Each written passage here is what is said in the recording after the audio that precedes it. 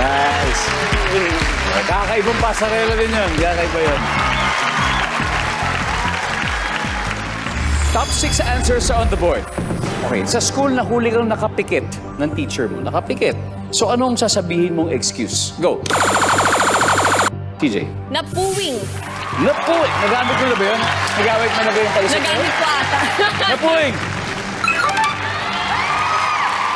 CJ, pass or play? Play. Alright, let's play round one, CJ. Geraldine, sa school nahuli ka nakapikit ng teacher. Anong palusot mo? Inaantok lang po. Inaantok lang. Eh, maging honest na tayo. Yes. Tama. Eh, nung nasa St. Lasal ka ba, yun na rin ang nagamit mo mga ano. Hindi po ako Di ba? natutulog sa school. Ah, talaga hindi. Yung mga katabi mo lang, mga kaklase. Opo. Inaantok lang. Lisa, sa school nahuli ka nakapikit ng teacher mo, ano sasabihin mo? Nagdadasal. Angel of God po. Oh, di ba? Tapos pagbukas mo ng mata mo, gagano ka na. Amen. Gagano the cross ka na agad. Tapos na yan. Nagdarasal. Julian, sa school nahuli ka nakapikit ng teacher mo, ano sasabihin mo excuse? Natutulog. Natutulog. Wala na excuse. Tulog ako. Huwag niyo akong galuhin, ma'am. Natutulog. Wala. CJ, ano ba? Nag-iisip ng isasagot. Nag-iisip. Magaling.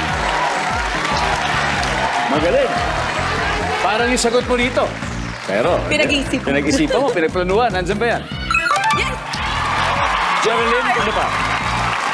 Nagre-relapse po. Nagre-relax. Okay. Paano kaya ang ibig sabihin nun? Meaning, Nagre-relapse yung mga pinag-aralan. nagre-relax ha? Iniisip ko yung mga, mga ex ko po. Nagre-relapse. Survey says. Guys, pwede na kayo mag-huddle. Alisa, ano kaya? Ninanamnam yung lesson. Wow! Kasi gumagano po eh. Ganon. Wow, may feelings! Diba? Para pumapasok talaga sa isip mo yung mga sinasabi, mga tinuturo ni teacher. Tama, di ba, kuya? Sana, gano'n, no? Sana lahat. Ninanamnam.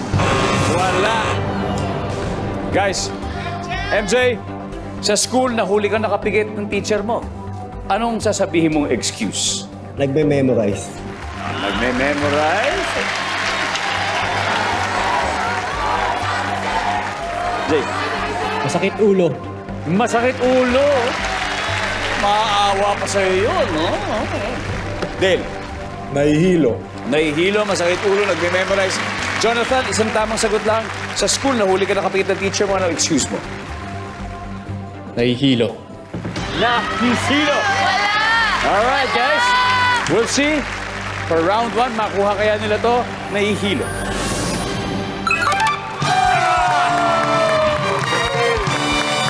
May isa pa na hindi nakukuha. Tingnan natin, number 5.